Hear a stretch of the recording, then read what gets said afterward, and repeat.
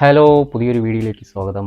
ഈ വർഷം പ്രേക്ഷകരെ പൊട്ടിച്ചിരിപ്പിച്ച 2 സിനിമകളായിരുന്നു 'പ്രേമലു', 'ആവേശവും'. അതിന് കാരണം നമ്മളെ നിത്യജീവിതത്തിൽ നമ്മൾ കണ്ടുവരുന്ന കുറേ കാര്യങ്ങൾ അതിൽ വരുന്നുണ്ട്. അതുകൊണ്ടാണ് ആ സിനിമകൾ നമുക്ക് ചിരി അനുഭവം ഉണ്ടാക്കുന്നത്. പുതിയ പുതിയ കാര്യങ്ങൾ അതിൽ വരുന്നതുകൊണ്ട്.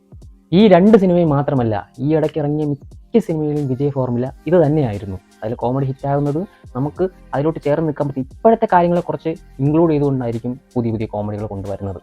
എന്നാൽ കഴിഞ്ഞ ദിവസം ഞാൻ കണ്ട 'പവി കെയർടേക്കർ' എന്ന സിനിമയിൽ ദിലീപേട്ടൻ 2000 ഇപ്പോഴും ബസ് കിട്ടാത്ത രീതിയിലാണ് ആ സിനിമയുടെ പോക്ക്. എന്താണ് ഈ ദിലീപേട്ടൻ വീണ്ടും ഇതിങ്ങനെ ചെയ്തുകൊണ്ടിരിക്കുന്നതിനെ കുറിച്ച് എനിക്കറിയാം. കോമഡി എന്ന പേരിൽ നമ്മൾ പച്ചക്കുതിരയിലും പറക്കും തളികയിലും കണ്ട കുറേ സാധനങ്ങൾ അത് കാണുമ്പോൾ തന്നെ നമുക്ക് അറിയാൻ പറ്റും.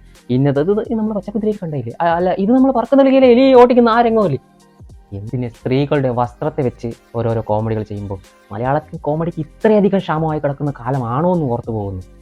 ഈ സാഹചര്യത്തിലാണ് നമ്മൾ പ്രേമലുവിലും ആവേശത്തിലൊക്കെ പോകുമ്പോഴത്തേക്ക് അത് എന്തുമാത്രം നല്ല രീതിയിലുള്ള കോമഡികളാണ് അവിടെ കൊണ്ടുവന്നതെന്ന് നമുക്ക് മനസ്സിലാകുന്നത്. ഇത്തരത്തിൽ തട്ടിക്കൂട്ട് സിനിമകൾ ചെയ്ത് അത് പ്രേക്ഷകർ കാണണം, അത് പ്രേക്ഷകരിലേക്ക് എത്തിക്കണം, പുതിയൊരു ട്രെൻഡ് ആവണം എന്ന് വിചാരിച്ചു കൊണ്ടാണോ ദിലീപേട്ട ഇതൊക്കെ ചെയ്യുന്നതെന്ന് എനിക്കറിയത്തില്ല. ഇത്തരത്തിലുള്ള സിനിമകൾ കാണുമ്പം നമ്മൾ മലയാള സിനിമ ഇപ്പോൾ നല്ല രീതിയിൽ പോയിക്കൊണ്ടിരിക്കുന്ന മലയാള സിനിമയെ ഒരു 10 കൊല്ലം പുറകോട്ട് കൊണ്ടുപോവുകയാണോ എന്ന് എനിക്ക് തോന്നിപ്പോകുന്നുണ്ട്.